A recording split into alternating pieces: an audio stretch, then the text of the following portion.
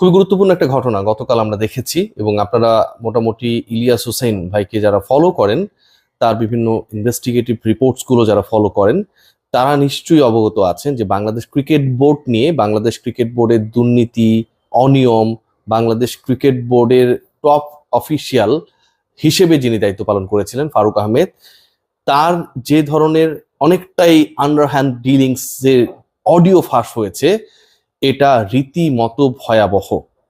একটা particular ফ্র্যাঞ্চাইজিকে BPL এ দল দেওয়ার জন্য, মালিকানা দেওয়ার জন্য তার যে বক্তব্য, তার যে কথোপকথন কারো একজনের সাথে, কোনো একজনের সাথে, সেই জিনিসটি ইলিয়াস হোসেন তার পার্টিকুলার একটি রিপোর্টে ফাঁস করেছেন। অডিওতে ফারুক আহমেদকে বলতে শোনা যায় যে রাজশাহী ইস্যুতেই কথাটা হচ্ছিল, যতটুকু আমরা জানতে পেরেছি, যে তাদের সকল ডিউস দেয়া হয়ে গেছে, আর মাত্র 12-15 লাখ টাকার মতো বাকি, মানে খুবই ছোট একটা মিনিমাম অ্যামাউন্ট বাকি। এবং পরের বিপিএল এ তিনি আশ্বস্ত করছেন অপর প্রান্তে যিনি ফোনে রয়েছেন তাকে, যে দল দেওয়ার ব্যাপারে ফারুক আহমেদ একটা বড় রোল প্লে করবেন, কিন্তু পরের বিপিএল মানে আপকামিং বিপিএল যেটা নেক্সট এডিশন, যেটা নিয়ে আলোচনা হচ্ছে ডিসেম্বর জানুয়ারিতে, সেই পর্যন্ত কিন্তু ফারুক আহমেদের যেই সময় তিনি কথাটা বলেছেন মেয়াদ কন্টিনিউয়াসলি থাকার কথা না, মানে তার অক্টোবরের মধ্যেই, আগামী অক্টোবরে মেয়াদ শেষ হওয়ার কথা, বিপিএল হবে আগামী ডিসেম্বরে ডিলিং তিনি করছিলেন তার ওই সময়ের টেনিউরে। ফারুক আহমেদ বিভিন্ন সময় বিপিএল নিয়ে যত আলোচনা হয়েছে প্রত্যেকটা জায়গায় কিছু কথা বলেছেন, এবং সেই কথাগুলো সারাংশ যদি করি সেটা দাঁড়ায় কি? সেটা দাঁড়ায় হচ্ছে তিনি কোনো কিছু জানতেন না, তিনি তড়িৎ ডিসিশন নিয়েছেন, তিনি খুব বেশি ইনভলভ ছিলেন না, কিছু দলের সম্পর্কে তার কোনো ধারণা নেই, রাজশাহী সম্পর্কে তার কোনো ধরনের ধারণা ছিল না, এবং রাজশাহী দলটার সাথে তার কোনো ধরনের সম্পর্কই নেই। রাজশাহীর সাথে যদি তার সম্পর্ক না থাকে, যেহেতু আলোচিত সেই অডিওটা রাজশাহী কেন্দ্রিক ফারুক আহমেদের, তাহলে রাজশাহী কত টাকা বাকি রেখেছে এই তথ্য ফারুক আহমেদ কেন মিথ্যাভাবে অপর প্রান্তে ফোনে যিনি রয়েছেন তার কাছে উপস্থাপন করবেন? ভেবে দেখুন, মানে আমি কখন একটা দলের কাছে কোটি কোটি টাকা পাবার পরও বলবো যে তাদের কাছে আমি 10, 15, 12 লাখ, 20 লাখ টাকা পাই, এর বেশি পাই না, তারা সব ক্লিয়ার করে দিয়েছে? কখন বলবো? যখন সেই দলের সাথে আমার একটা স্পেশাল রিলেশনশিপ থাকবে, অথবা স্পেশাল কাউকে আমি ফ্র্যাঞ্চাইজি দেওয়ার ক্ষেত্রে প্রোঅ্যাক্টিভলি ভূমিকা রাখবো। তার মানে তিনি সেই কাজটা করেছেন। পরের যে বিপিএল, যেই বিপিএল এর প্রক্রিয়া একটা আমরা আশা করি যে নিরপেক্ষ প্রসেসের মধ্যে দিয়ে হবে, সেখানটায়ও তিনি ডিল করছেন ওভার ফোনে যে নেক্সট বিপিএল এ তোমাদেরকে রাখবো বা তোমাদেরকে দল দিব। কি ভয়াবহ চিন্তা করতে পারেন?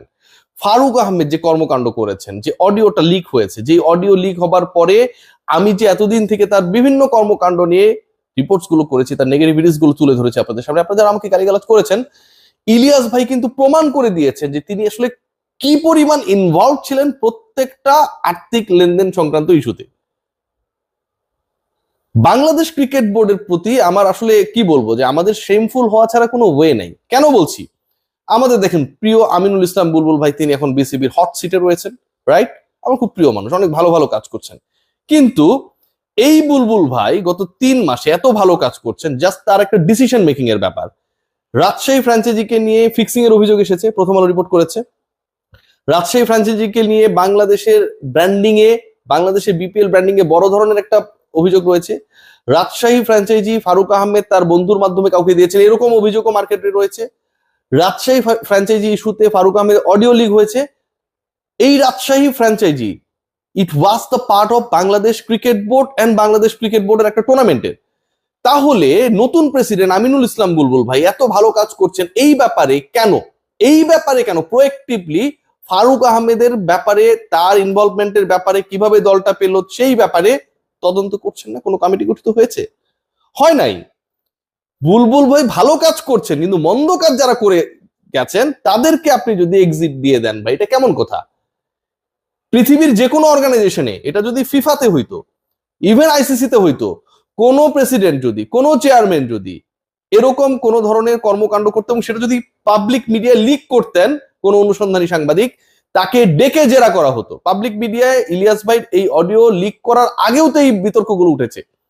ফারুক আহমেদকে তলব করা হয়েছে, ফারুক আহমেদের বিরুদ্ধে কোন ধরনের বাংলাদেশ ক্রিকেট বোর্ড লিগ্যাল অ্যাকশনসে গেছে? যায় নাই। শুধু ফারুক আহমেদ না, দেখুন মানে কিভাবে ফ্রিডম দিয়ে দেওয়া হয়, কিভাবে এনশিওর করা হয় যে আলটিমেটলি বাংলাদেশ ক্রিকেট বোর্ড যেন হচ্ছে ফারুক যেখানটায় রেখে গেছে সেখানটায় থেকে শুরু হয়েছে। এই যে রাজশাহী ফ্র্যাঞ্চাইজি যাদের বিরুদ্ধে ফিক্সিং এর অভিযোগ উঠেছে, যে দলের বিপক্ষে মানে এত এত অভিযোগ, এই অভিযোগগুলো আসলে শেষ করা যাবে না, সেই দলটাকে নিয়ে বাংলাদেশ ক্রিকেট বোর্ড এখন পর্যন্ত কোনো ওই টাকা তোলার জন্য লিগ্যাল নোটিশ দেয়া বাদ দিয়ে তার মালিকের বিরুদ্ধে চিটিং, বাটপারি, প্রতারণা কোন ধরনের স্পেসিফিক মামলায় গেছে? যায় নাই। কেন যাবে না? আমার প্রশ্নের জায়গাটা সেখানটায়। যদি না যায় তাহলে what is the difference between Farooq and Bulbul? What is the difference between this two tenure? কোনো ডিফারেন্স নেই। বাংলাদেশ ক্রিকেট বোর্ডের এই যে ভূমিকা, এই ভূমিকাটা খুবই প্রশ্নবিদ্ধ। এই ভূমিকা নিয়ে ক্রীড়া মন্ত্রণালয়ের তদন্ত করা উচিত। ডেফিনেটলি আসিফ মাহমুদ সজীব ভুঁইয়ার তদন্ত করা উচিত যে রাজশাহী ইস্যুতে ফারুক আহমেদ যে ধরনের 2 নম্বরই করেছে, যেটা গতকাল প্রকাশ পেয়েছে, এর আগেও নানাভাবে এই গুঞ্জনটা ছিল। তিনি বলেই দিচ্ছেন যে এখানে মাত্র হচ্ছে এই 10-12 লাখ 15 লাখ টাকা বাকি। তার মানে কি তিনি মিথ্যা তথ্য দিচ্ছেন? কেন তিনি দেবেন? পরের আসরে তিনি দল দেওয়ার জন্য কাউকে আশ্বস্ত করছেন উইদাউট মেইনটেইনিং এনি প্রসেস, সেটাও তিনি করছেন। তাহলে এই যে দুর্নীতি হয়েছে, অনিয়ম হয়েছে, এটার ব্যাপারে তদন্ত করবে কে? ফারুক ভাইয়ের ব্যাপারে আমিনুল ইসলাম বুলবুলের কোনো ধরনের অ্যাকশন নেই, কোনো ধরনের অ্যাকশন নেই। বুলবুল ভাই অ্যাকশনটা কেন নেই?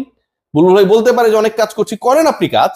আপনার তো ওই অ্যাকশন নেওয়ার জন্য আপনার তো উইং রয়েছে। বাংলাদেশ ক্রিকেট বোর্ডে তো সব কাজ আপনার একার করা লাগবে না। বিপিএল গভর্নিং কাউন্সিল রয়েছে, বাংলাদেশ ক্রিকেট বোর্ডের লিগ্যাল ইস্যুস গুলো দেখার জন্য নিশ্চয় একটা অ্যাডভাইজারি বোর্ড রয়েছে। একজনকে লিগ্যাল অ্যাডভাইজার হিসেবে নিয়োগ দেওয়া হয়েছে বুলবুল ভাইয়ের সাথে, যিনি সরাসরি কাজ করছেন। আপনি তাকেও কাজে লাগাচ্ছেন না। ওয়াই? আপনি তো তাকেও কাজে লাগাচ্ছেন না।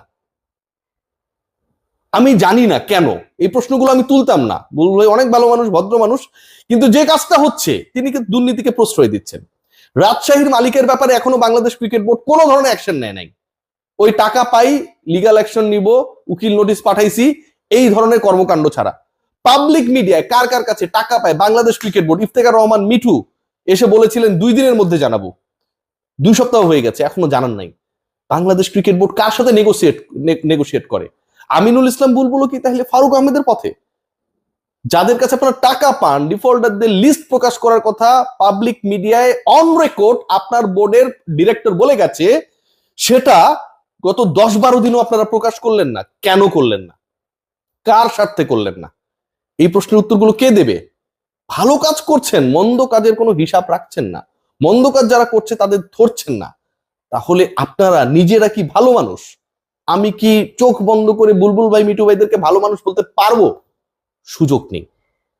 আপনারা খারাপদেরকে প্রমোট করার ক্ষেত্রে প্রোঅ্যাক্টিভ রোল প্লে করছেন, কোনোভাবেই যেটা সাপোর্টেবল না।